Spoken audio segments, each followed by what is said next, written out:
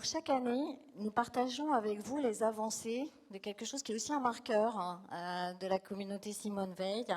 C'est le projet managérial, ce sont nos innovations managériales. Alors aujourd'hui, avec Cécile Foldy et Ophélie Foucault-Lorieux, nous verrons comment cette démarche se diffuse. Et le projet s'appelle l'intelligence collective à tous les étages. C'est ce que vous allez nous raconter. Venez, venez. Cécile et Ophélie et Virginie Boulet, oui, je vous ai vu, même sans mes lunettes. Un nouvel espace, le Lab des binômes. Donc vous savez, le Lab des managers, c'est un parcours de formation et d'accompagnement auquel on tient beaucoup. Et il y a cet nouvel espace, les binômes, pour que ceux qui ne savent pas, à l'hôpital, un binôme d'un service, c'est un chef de service, un cadre, et ils vont nous raconter tout ça. À vous la parole, merci. Pardon, bonjour. Du coup, je suis Cécile Foldy, cadre apprenante depuis bientôt 2 ans au sein de l'équipe des rééducateurs de Simone Veil et également responsable des activités d'hôpital de jour et d'hospitalisation à domicile de réadaptation.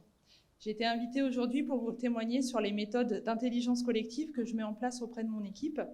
Cette notion de travail en équipe est une valeur à laquelle j'ai toujours été très attachée au cours de ma carrière hospitalière, autant en étant directement sur le terrain que depuis que je suis passée manager. J'avais donc à cœur de trouver les moyens de la maintenir, quel que soit mon positionnement dans l'équipe.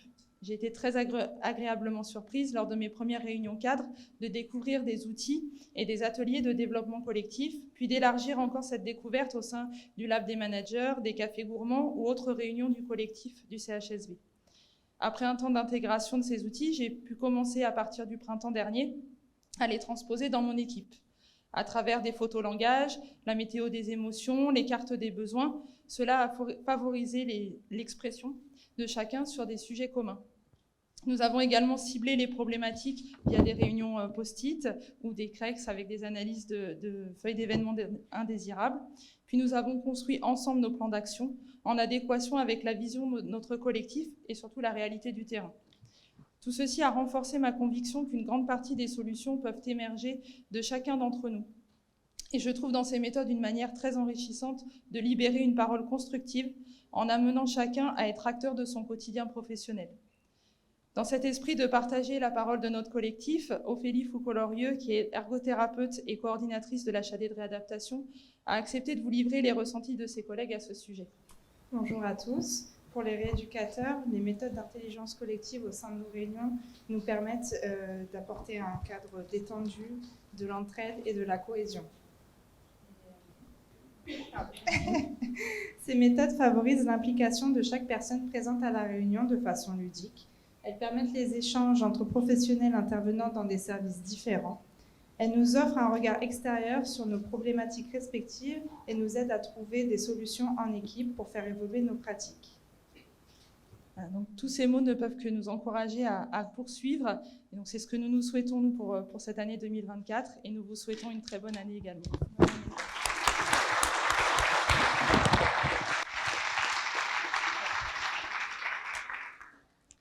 Madame Boulet. Bonjour à tous. Donc, Virginie Boulet, cadre apprenante en UECA et SSPI depuis décembre 2022. On m'a demandé de venir vous parler aujourd'hui du Lab des binômes. Je travaille en collaboration étroite avec le Dr Bouadjari qui a participé au Lab des managers. Il lui a été proposé de participer au Lab des binômes et on m'a donc m'a donc demandé si je souhaitais partager cette expérience avec elle, ce que j'ai tout de suite accepté. Ayant déjà de bonnes relations avec elle, j'ai voulu savoir ce que cela pouvait nous apporter de plus. Nous nous sommes donc retrouvés dans un groupe de plusieurs binômes de pôles différents. Nous avons donc pu créer des liens avec des collègues avec qui nous avons peu de collaboration au quotidien, comme le pôle de médecine par exemple. D'un point de vue global, cela nous a tous permis de nous enrichir de nos expériences respectives, de connaître le fonctionnement des autres binômes et s'en inspirer, d'élargir notre réseau de collaborateurs et surtout d'apprécier le respect et la bienveillance de ce collectif. Sur un plan plus personnel, avec mon binôme, cela nous a permis de mettre en lumière les points positifs de notre collaboration, mais aussi de redéfinir nos périmètres d'action, de consolider ce qui fonctionne déjà bien et renforcer la confiance mutuelle. Les liens se sont donc renforcés, nous affichons une meilleure cohésion devant l'équipe et tenons la même ligne de conduite, ce qui est un repère supplémentaire pour l'équipe. Il est appréciable de se voir proposer de telles formations au sein de notre établissement afin de nous apporter de nouvelles expériences et de nouveaux outils pour aborder notre rôle de manager. Je vous souhaite à tous une excellente année.